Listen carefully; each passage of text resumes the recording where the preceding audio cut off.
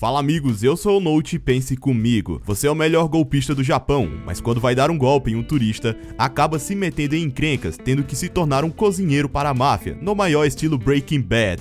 Galera, hoje desvendaremos juntos o primeiro caso do anime Great Pretender, intitulado Juntos em Los Angeles. No letreiro de Hollywood, nosso querido golpista Makoto Edamura está amarrado de cabeça para baixo, implorando por ajuda. Para sabermos como isso aconteceu, somos levados a alguns dias no passado. Em um dia chuvoso na casa de uma senhora, um velho da companhia de água aparece para prestar seu serviço, mas por desconfiar da atitude dele, ela o expulsa de casa. Em sua geladeira tinha um panfleto com o número do Departamento de Recursos Hídricos, que impedia as pessoas de caírem em golpes, por isso decide chamar um especialista.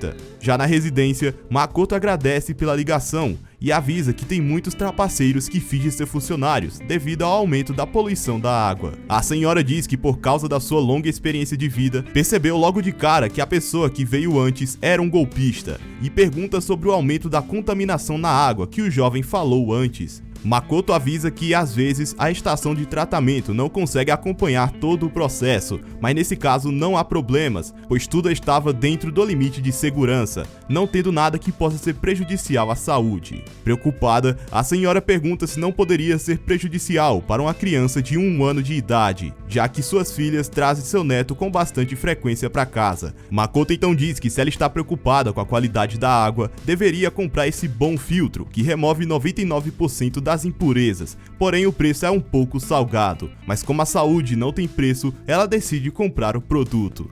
Mais tarde, vemos Edamura dividindo metade do lucro com o velhote de mais cedo. Seu nome é Kudo e ele é seu parceiro de trapaças. Enquanto isso, o rapaz ansiava pelo seu brinquedo surpresa. Um tempo depois, em uma lanchonete onde o turista estava tomando sua bebida, Edamura o chama perguntando se a carteira que achou no chão era dele. O homem confere a carteira, mas antes que pudesse dizer alguma coisa, Kudo, que também estava no local, diz que a carteira é dele, porém o rapaz não acredita e avisa que vai levar a carteira até a delegacia. Sendo assim, o velhote oferece 2.000 ienes. Nesse momento, o gringo oferece 30.000 ienes como recompensa e Edamura lhe entrega a carteira. O turista então lhe dá um abraço de despedida e segue seu caminho, mas obviamente toda essa situação não passava de um plano dos dois golpistas. Na casa do garoto, enquanto conversavam sobre o golpe e apreciavam um chazinho, Makoto observa que Kudo está usando um belo relógio dourado, mas seu parceiro só diz que conseguiu uma boa grana depois que começaram os negócios. Quando vai repartir o dinheiro,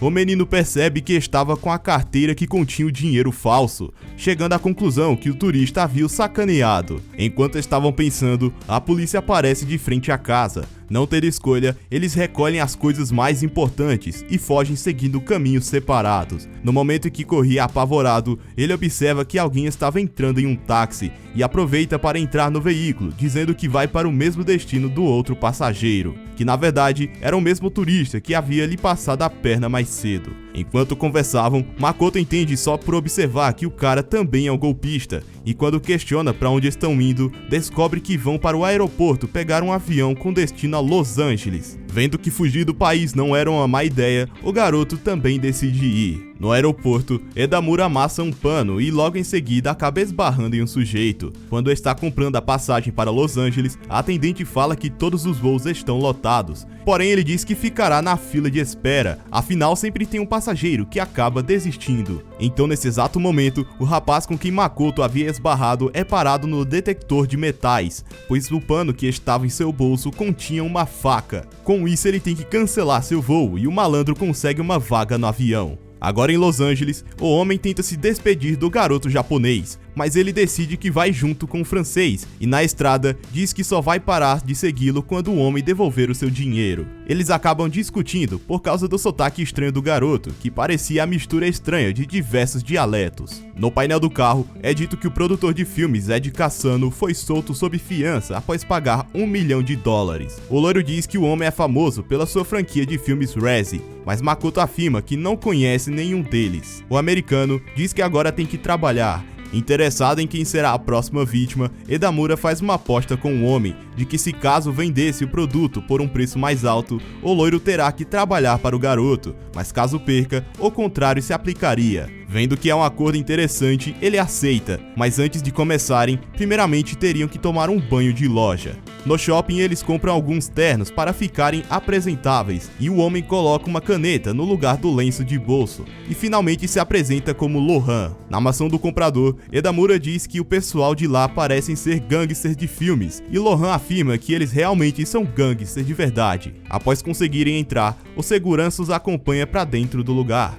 Do outro lado da casa, o garoto percebe que o dono do lugar é Ed Cassano, o mesmo produtor que viu no painel do carro. Lohan avisa que vai vender as balas que trouxe do Japão e que vai vendê-las por 5 milhões de dólares. Depois de conversarem um pouco e ouvir o produtor falar que o roteiro que recebeu é uma porcaria, Ed apresenta sua nova garota que acabou de chegar. Seu nome é Abby. Ele diz que mesmo sendo uma garota bonita, é uma completa idiota quando começa a falar. Nesse momento, Lohan apresenta o garoto como sendo o Dr. Edamura, um químico genial vindo diretamente do Japão. Ao ser questionado sobre o produto, Lohan mostra a matéria-prima, porém primeiro deveria ser processada antes do consumo. Caso contrário, o usuário pode acabar perdendo a vida. O francês então pega a caixa de balas e coloca uma na boca de Abby. O produtor começa a desconfiar da eficácia do produto, mas de repente a garota fica toda animada, ganhando uma energia sem igual, rindo e pulando por todos os lugares, até que finalmente se joga na piscina, deixando Ed e o pseudo-médico chocados com aquela reação. Lohan apresenta o produto como sendo a bala mágica e diz que fechará um acordo de exclusividade com o produtor. Um pacote com 1000 balinhas custará 10 mil dólares, juntando a remuneração do doutor, custos iniciais e o contrato de exclusividade, totalizando 5 milhões de dólares. Ed acha que esse valor é muito caro, mas Lohan avisa que essa droga pode ser transportada facilmente, além de não causar efeitos colaterais e não poder ser detectável pela urina. Então, com o contrato de exclusividade, as celebridades do mundo inteiro seriam seus clientes, e o único que pode fazê-la é o inigualável cientista mais jovem do Instituto Japonês de Pesquisa de Química, o Dr. Edamura. Para convencê-lo da eficácia do produto, ele chama as outras garotas para provarem a bala. Nesse momento ele coloca a bala na boca do jovem. Enquanto estava assustado por ter engolido a bala, ele observa que Lohan está usando o mesmo relógio que seu parceiro Kudo e a velhota onde foi arrumar o encanamento estavam usando. Percebendo que foi manipulado desde o início, Makoto surta e sai correndo da mansão. No jardim ele pega um punhado de terra. Sabendo que estava sendo perseguido, ele joga a mochila para cima do portão e se agacha no chão fingindo que está vomitando. Quando o segurança chega perto, o doutor joga a terra nos olhos dele e rapidamente o empurra, fazendo ele ficar de joelhos e dessa forma consegue se apoiar nele para pular o portão. Lohan fecha o negócio e diz que vai trazer o doutor de volta, e como Abby chamou a atenção do doutor, ele pede para levá-la junto com ele. Lohan rapidamente o encontra em um beco, graças ao rastreador que colocou em seu prendedor de gravata. Assustado, o garoto tenta lhe dar um golpe, mas ele desvia e o garoto acaba levando um chute no rosto de Abby e acaba desmaiando. Quando acorda, percebe que está amarrado de cabeça para baixo no letreiro de Hollywood. Depois de ser um pouco provocado por Lohan, Abby corta a corda e o garoto cai no chão desacordado. Enquanto desmaiado, ele lembra de ir visitar sua mãe, que estava internada no hospital. Ele fala que conseguiu um emprego em uma importadora de chás como vendedor. Sua mãe fica muito feliz por ele ter conseguido a vaga, dizendo que por causa de seu pai, ele acabou tendo várias desvantagens, por isso deveria agarrar essa oportunidade, mesmo que seja difícil. Ele afirma que sim e a presenteia com um broche de gatinho. Na loja de chá, ele apresenta um chá emagrecedor e graças ao Kudo, que na época era seu chefe, consegue realizar um grande número de vendas. Naquela noite eles comemoram pelas vendas terem ultrapassado 3 dígitos. Durante a festinha, policiais aparecem dizendo que todos estavam presos por venderem produtos falsificados. No interrogatório, o investigador diz que a maioria dos clientes da loja eram falsos, falando que ouviu as pessoas dizendo que ele não era muito diferente do seu pai, então acaba sendo julgado a 1 ano e meio de prisão. Antes de ser encarcerado, Makoto vai até o hospital e avisa sua mãe que ficará bem, pois sabe que é inocente. A mulher diz que tem vezes que o mundo não irá entendê-lo, por isso ele deveria sempre acreditar em si mesmo, e claro que também ela sempre irá acreditar em seu filho. Depois de cumprir sua pena, ele tenta achar um emprego, mas nenhum lugar aceitava um cara que foi preso por ser um golpista. E para piorar o seu dia, sua mãe infelizmente faleceu na cama do hospital. De noite ele se reencontra com Kudo, que tinha sido solto por condicional. O rapaz diz que em todo lugar que vai é chamado de golpista, então decidiu se tornar um, querendo que o velhote se torne seu parceiro. Nesse momento ele é acordado e, como estavam com fome, decidem ir comer alguma coisa.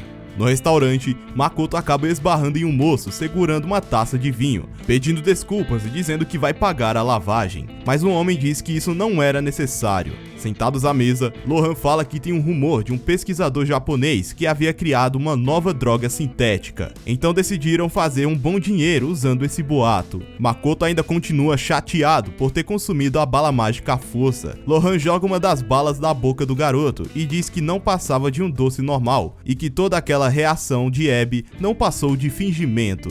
Como Kasano estava insistindo para conhecer o criador da tal bala mágica, ele precisava de um vigarista japonês, e segundo sua olheira, Makoto é o melhor golpista que ela conseguiu achar. Seu nome é Shionkin. No auge da sua vida, já armou várias ciladas para muitos homens com sua aparência encantadora. Já o velho Kudo, tudo o que foi preciso para convencê-lo foi dar a ele aquele relógio dourado. Ele também diz que os detetives que o perseguiam eram atores contratados da antiga gangue de Kudo. E segue dizendo que sabe tudo sobre Edamura, principalmente o motivo que o fez se tornar um golpista. Nesse momento eles percebem que os guardas que estavam os procurando aparecem e Lohan decide pagar a conta para irem embora, mas Edamura pega a conta e diz que seu amigo com a taça de vinho iria pagar, e pede desculpas se a conta ficou meio cara, e o moço, pensando que se tratava da camisa, diz que está tudo bem. Em um restaurante de luxo, Lohan conversa com Ed, que diz que tem um comprador que está a fim de comprar a bala mágica, e bebendo eles fecham um acordo. No hotel, Makoto diz que um adulto de verdade não cairia nesse papo furado.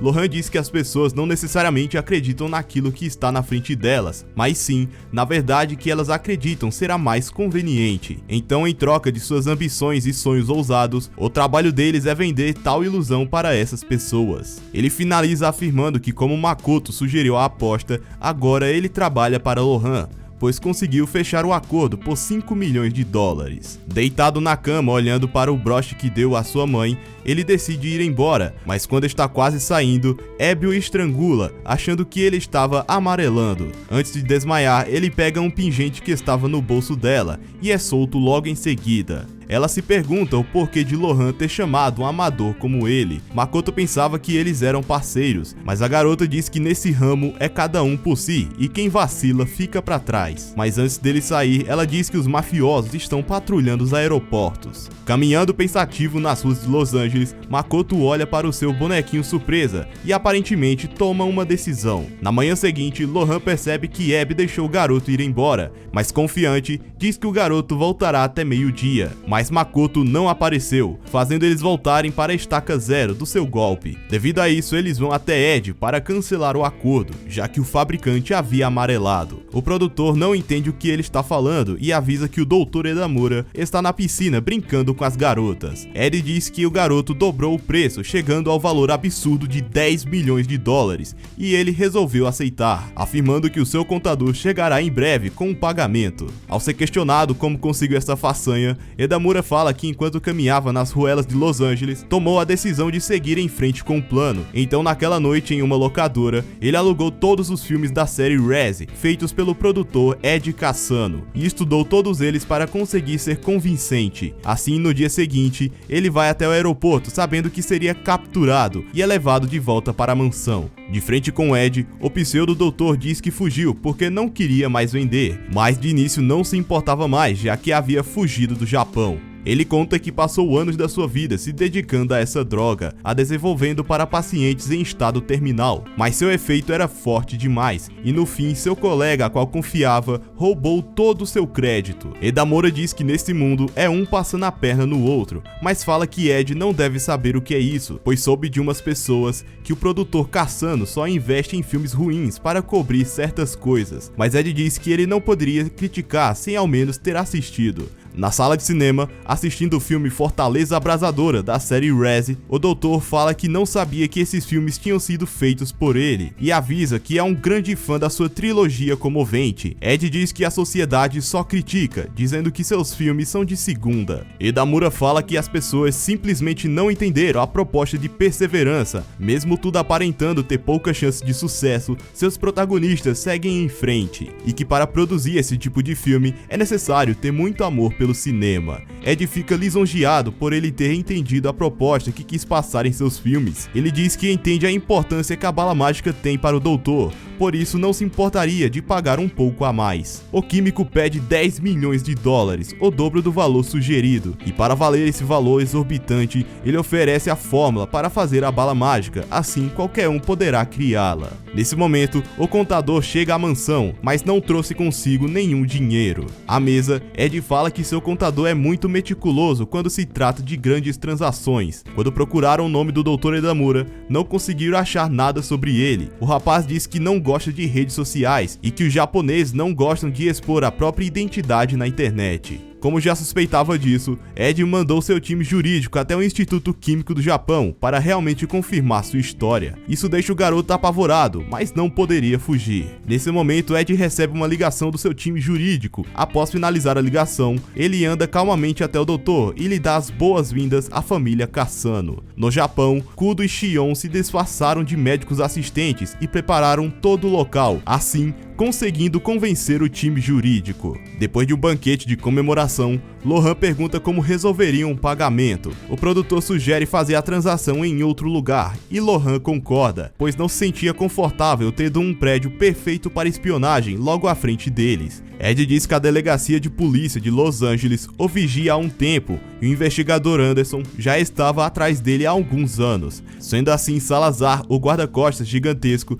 pega o carro para eles saírem, e vendo isso, os policiais decidem segui-los. Percebendo que estavam sendo seguidos, Salazar acelera, dando início a uma perseguição em alta velocidade. Mas usando suas habilidades de piloto de fuga, Salazar manobra o carro, dessa forma fazendo as autoridades colidirem fortemente com um poste. Dentro do carro, Ed liga para o investigador Anderson, perguntando se ele estava bem e que não devia tê-lo perseguido dessa forma. Mas o policial avisa que se não tivesse feito isso, seu parceiro poderia desconfiar de alguma coisa e que além disso seu uniforme estava em farrapos. Ed diz para ele não se preocupar, pois lhe fará um depósito para que ele compre a roupa que preferir, fazendo os passageiros perceberem que o produtor Cassano tem os policiais em suas mãos. Chegando na fábrica abandonada, eles entram e percebem que aquele lugar era uma refinaria de drogas, o verdadeiro centro da família Cassano. Quando o Dr. Edamura vai pegar a receita da bala mágica, Ed diz que não precisa dela. Ele explica que mesmo que tenha a receita, o produto nunca terá a mesma qualidade do que as que foram feitas pelo próprio criador. Sendo assim, ele diz para que o falso doutor fabrique a bala mágica diante de seus olhos. Só após isso receberá o pagamento. Enquanto isso, os policiais que os perseguiram voltam para o prédio de vigia. Lá ele percebe que novos agentes estavam trabalhando no lugar deles. A mulher no comando se apresenta como Paula Dickens, uma investigadora especial do FBI, que já resolveu inúmeros casos extremamente difíceis. Ela diz que devido à incompetência dele, irá assumir o caso a partir de agora, e caso fosse contra isso, ela irá investigar como ele consegue pagar sua mansão luxuosa e o intercâmbio de sua preciosa filha. De volta à refinaria, onde todos aguardavam a produção da bala mágica, Edamura inventa a desculpa que não poderia fazer sua obra-prima em um lugar tão sujo e insalubre, não tendo nem sequer os equipamentos apropriados. Lohan complementa dizendo que o laboratório do Dr. Edamura é simplesmente impecável, como se fosse uma sala de cirurgia, sendo um trabalho sensível que requer bastante delicadeza. Ed compreende a situação e pede desculpas, dizendo que não tem como criar uma obra-prima como essa em um lugar desses. Por isso, decide reformar o lugar, deixando tudo organizado e com os instrumentos de precisão da melhor qualidade. Sendo assim, ele se hospeda na casa de Salazar, para que possa ser vigiado 24 horas por dia. Enquanto dormia, Makoto sonha com o dia em que foi assistir à audiência de defesa que seu pai estava fazendo para um cliente. No caminho de casa, seu pai repete uma frase que sempre dizia a seu filho, falando para ele contribuir para o mundo e que se tornasse alguém que seja respeitado pelas pessoas. Nesse momento, Salazar o acorda e o leva direto para a reforma da fábrica, onde Ed diz que tudo ficará pronto em uma semana. Nesse meio tempo, a investigadora Paula Jenkins descobre que eles estão usando a antiga fábrica de refrigerante e já levanta a hipótese que se a transação for feita, será naquele lugar. O detetive Anderson sugere que eles usem alguém de dentro como um traidor. Por isso, Paula Jenkins decide usar o médico de Araki. À noite, na casa de Salazar, Makoto é acordado por Abby, que por um tablet, Lohan lhe apresenta Ed, um especialista em cozimento de drogas. Ao questionar Abby do que se tratava aquele vídeo, ela diz que é um tutorial da bala mágica, mas como ela não existe, o garoto vai fabricar algo parecido. Makoto é contra a ideia, pois se produzisse qualquer tipo de droga, isso não faria dele um golpista, mas sim um traficante. Abby argumenta que tudo isso começou porque ele falou que venderia a receita, por isso deveria assumir a responsabilidade. No dia seguinte, Salazar e Edamura vão assistir um jogo de beisebol para aproveitar o seu dia livre. Lá o doutor faz uma pergunta meio particular e questiona onde estavam sua esposa e filho, que viu um retrato quando estava em seu quarto. Salazar responde que sua esposa faleceu em um acidente e que seu filho vive em um orfanato e que o visita uma vez por mês todos os domingos e que mesmo hoje, sendo esse dia, não poderia ir pois está trabalhando. O doutor Edamura decide que eles vão no orfanato para que assim o segurança possa passar o dia com seu filho. Então conhecemos Tom, que ao saber que o doutor era do Japão, logo questiona se ele é um ninja. Ele responde que sim, e que na realidade é uma pessoa ótima quando se trata de disfarces. Em um parque de diversões, eles vão em uma montanha-russa enorme e logo em seguida vão na máquina de brinquedos surpresas. O garoto acaba conseguindo um gangster, mas diz que gostaria de ter tirado um guarda-costas, assim como seu pai, que sempre se esforça protegendo celebridades e pessoas importantes. Edamura então entrega seu boneco de um samurai para o menino e sai andando sozinho, dizendo que não precisa de um segurança para acompanhá-lo até o banheiro. Lá dentro, o detetive Anderson aparece, dizendo que eles precisam ter uma pequena conversa. Nesse momento, Paula Jenkins também surge no local, afirmando que sabe sobre o seu esquema com Ed Cassano e que estava produzindo drogas para ele, e que principalmente sabe que Edamura está sendo usado por Lohan. A inspetora diz que seu maior objetivo é prender Lohan e Cassano, por isso pede para que ele se torne um informante, caso contrário também iria com eles para a cadeia. Por fim, ela lhe entrega um óculos com um dispositivo de comunicação. Se decidisse cooperar, tudo o que precisava fazer era colocá-lo no rosto. À noite, na casa de Salazar, Abby já estava esperando o garoto no quarto, com Lohan em uma chamada de vídeo. O francês diz que o FBI já estava agindo, e segundo seu informante, quem está no comando da investigação é Paula Jenkins. No dia seguinte, Makoto estava se arrumando para sair, mas quando vai pegar seu óculos, percebe que tem uma câmera escondida no urso de pelúcia, que filmou todos os momentos que Abby foi em seu quarto, mas mesmo assim, segue para seu destino junto com o segurança. Mais tarde na mansão, Ed resolveu fazer uma festa do sushi para comemorar o término da reforma na fábrica. Nesse momento, Ed começa a discursar que todos ali presentes fazem parte da família Cassano, e agora o brilhante Dr. Edamura também faz parte dela. Ed garante que não deixará que ninguém encoste um dedo nos membros de sua família, mas diz que infelizmente existe um traidor entre eles, deixando o garoto com bastante medo. Salazar entrega a Cassano um bastão de beisebol e, no maior estilo Os Intocáveis, acerta uma tacada nas partes íntimas do seu contador. Com o assunto resolvido, eles voltam para a programação padrão da festa. Mais tarde, o garoto questiona Salazar do porquê não o entregou, já que sabia que estava ciente do golpe. O homem explica que seu único trabalho é proteger Cassano de agressões físicas, mas não defendê-lo de fraudes, por isso não se importava. Ao ser questionado do porquê trabalha para o produtor, Salazar diz que nasceu na favela mais pobre da cidade e que não teve intelecto ou dinheiro para estudar, então esse foi o único meio que conseguiu para ganhar a vida. Mas para seu filho, quer que ele curse uma boa faculdade e tenha uma vida normal, assim como prometeu para sua esposa. Sendo assim, precisava do dinheiro. Edamura diz que Tom não será uma criança para sempre e vai acabar descobrindo a verdade, ou talvez já saiba e disfarça na frente do próprio pai. Após essa conversa, em um flashback nos é mostrado Makoto na sua época de colegial. Chegando em casa, se depara com sua mãe assistindo um noticiário que dizia que seu pai, Seiji Ozaki, foi preso com uma gangue por serem suspeitos de tráfico ilegal de menores. E seu pai é o principal infrator que usava sua posição de advogado de crianças,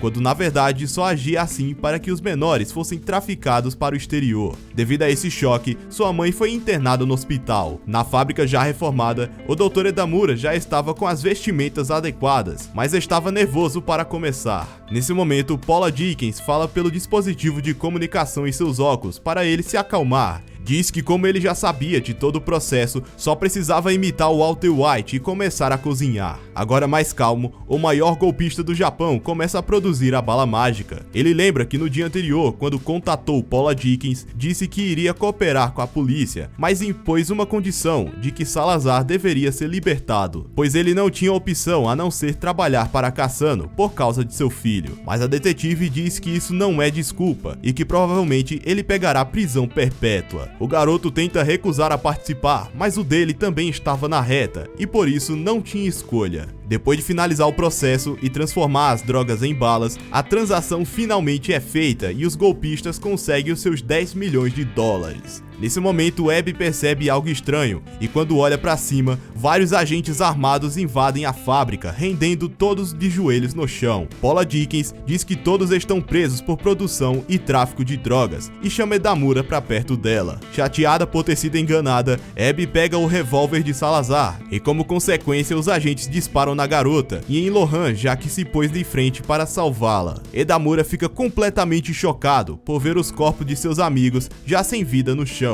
Por isso ele pega a pistola que estava perto dele e usa a inspetora como refém. Com isso consegue abrir um caminho para ele e Salazar fugirem do local, avisando para o segurança conseguir dar um jeito de melhorar sua vida. Nessa brecha, Ed abre a válvula do tanque de pressão, explodindo a fábrica inteira. Porém Makoto foi protegido por Salazar, que levou a maior parte do dano. Vendo que Cassano estava fugindo, o rapaz começa a persegui-lo até conseguir segurá-lo, mas acaba recebendo vários socos e chutes no rosto, e quando estava prestes a ser mandado para o outro mundo, Salazar aparece nocauteando seu patrão e salvando a vida do garoto. Quando acorda na delegacia, Makoto observa os corpos de seus amigos, cobertos por um pano, e também percebe que Paula Dickens estava interrogando Ed Cassano. Usando sua lábia, ele consegue um acordo com a detetive. Ela pede por 100 milhões de dólares. Com essa quantia, poderia subornar toda a sua equipe. Não tendo escolha, o produtor decide fazer essa transação absurda e pede por último que coloque toda a culpa em Salazar. Edamura, furioso, começa a gritar que tudo isso era muito errado e que os policiais não passavam de uns corruptos malditos. Mas ele é nocauteado logo em seguida. Quando acorda em uma ilha tropical, Lohan e Abby aparecem depois de surfarem um pouco. Ele descobre que a mulher que se dizia Paula Dickens do FBI, na realidade se chama Cynthia, sendo ela a dona de toda essa ilha paradisíaca. Enquanto todos festejavam, no noticiário é mostrado que Ed Cassano finalmente será culpado por seus crimes. Eles explicam que depois que Edamura foi apagado, a farsa finalmente acabou. Cynthia deu uma cópia do vídeo para Salazar. Com isso, ele conseguiu um acordo com a verdadeira Paula Dickens e agora tem uma vida decente com seu filho. No Departamento Federal, Cassano fica de cara ao se encontrar com a verdadeira Dickens, percebendo que havia sido enganado. Cynthia explica que todos os agentes do FBI que estavam com ela são golpistas e tudo aquilo que aconteceu na fábrica não passava de encenação. Nessa hora, Shion aparece com todas as maletas contendo o dinheiro do golpe. Com a bala mágica eles conseguiram 10 milhões de dólares e fingindo ser do FBI conseguiram mais 100 milhões, totalizando 110 milhões de dólares. E é claro que Edamura recebeu a parte dele. No final do dia todos estavam indo embora. Cynthia pergunta se Edamura iria com eles para ser um vigarista, e Lohan diz que poderia começar se juntando a ele, já que ganhou a aposta. Makoto pergunta se ele poderia esperar uns 3 ou 4 anos, pois quer assumir a responsabilidade de sua vida corrupta, e Lohan diz que vai esperar o tempo que for necessário. De volta no Japão, Makoto vai até um centro policial, assumindo que era um golpista e que todo esse dinheiro é fruto dos seus golpes, desejando então reembolsar as vítimas. Amigos, qual será a próxima aventura do maior golpista do Japão? Porque o seu pai se envolveu com o tráfico de menores, como Lohan e os outros começaram na vida de golpistas. Se quiserem desvendar o segundo caso, deixe aí nos comentários. Bom, é isso. Nós nos vemos no meu próximo vídeo. Tchau!